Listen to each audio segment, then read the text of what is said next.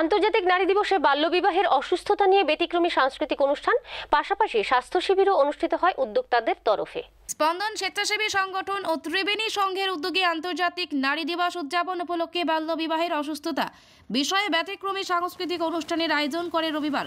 প্রসঙ্গত, ভারতবর্ষের মধ্যে ত্রিপুরাতে সর্বাধিক বাল্যবিবাহ হয়ে থাকে।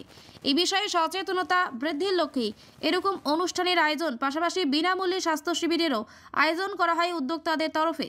এই অনুষ্ঠানে উপস্থিত ছিলেন বিধায়িকা মীনা রানী সরকার, মেয়র দীপক মজুমদার, কর্পোরেটর অলোক রায় সহ অন্যান্যরা।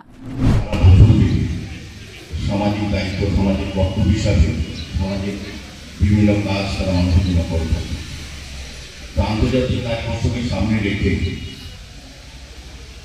তারা এই ধরনের প্রোগ্রামে আয়োজন করাতে আমি তাদেরকে ধন্যবাদ জানাই। এবং ক্লাব ও ত্রিবেণী সংঘ সারা বছর ব্যাপী বিভিন্ন কর্মসূচি করে থাকেন। তারাও সামাজিক দায়িত্ব কর্তব্য হিসেবে কাজ করে। এখানে সম্পাদক বাপিও বলার চেষ্টা করেছিলেন যে করোনার সময়